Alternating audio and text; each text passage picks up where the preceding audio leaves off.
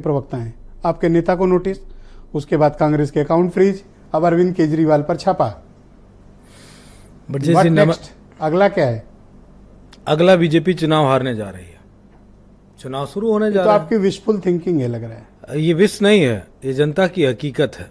मैं अपने लोकसभा क्षेत्र से आ रहा हूं जहां पार्टी ने मुझे जिम्मेदारी दी है और मैं देख रहा हूं जमीन पे जनता क्या कह रही है। अगला स्टेप है BJP and Gujarat company, Gujarat return होगी। लेकिन दुख इस बात का है कि हमारे वो साथी कितना दुखी होंगे जो उन लोगों को छोड़ के चले गए जो लोग सच्चाई की लड़ाई लड़ रहे थे। मेरा इशारा बिल्कुल आरएलडी की तरफ नहीं है, मैं तमाम सारे देश के राजनीतिक लोगों की बात कर रहा हूं।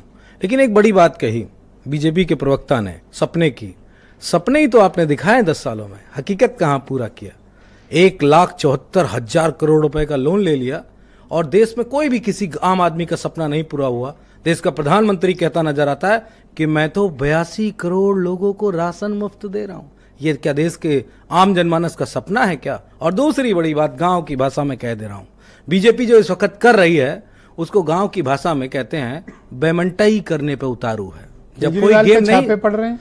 हाँ, ये इसीलिए छापे डाले जा रहे हैं, इसीलिए छापे डाले जा रहे हैं क्योंकि जनता के बीच में ये नैरेटिव बताने की कोशिश कर रही है मौजूदा सत्ता नरेंद्र मोदी जी की कि जो जितने भी विपक्ष के लोग एकत्रित हुए हैं और चुनाव लड़ रहे हैं गठबंधन के द्वारा, वो सब बेईमान और भ्रष्ट हैं।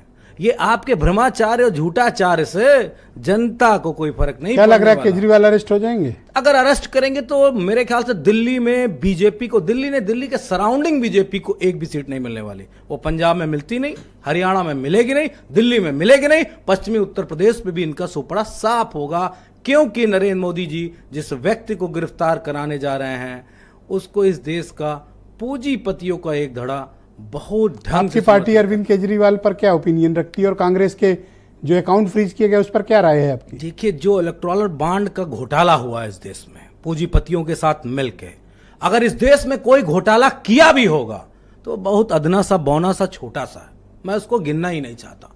मैं ये इस तथ्य तक बात कह रहा हूं क्योंकि मैं न्यायाधीश हूं नहीं, मैं न्यायपालिका हूं नहीं जो मैं ये तय कर दूं कि उन्होंने किया है कि नहीं किया है। लेकिन इतना मैं जानता हूं बीजेपी पूरे दुनिया की सबसे भ्रष्टतम, सबसे भ्रष्टाचारी प्रधानमंत्री के रूप में और सबसे भ्रष्ट पार्टी के रूप में अपना नाम दर्ज करा चुकी है। नरेंद्र मोदी जी सुन रहे होंगे तो उनकी आत्मा को बड़ी शांति मिल रही होगी। डॉक्टर उमा शंकर पांडे मेरे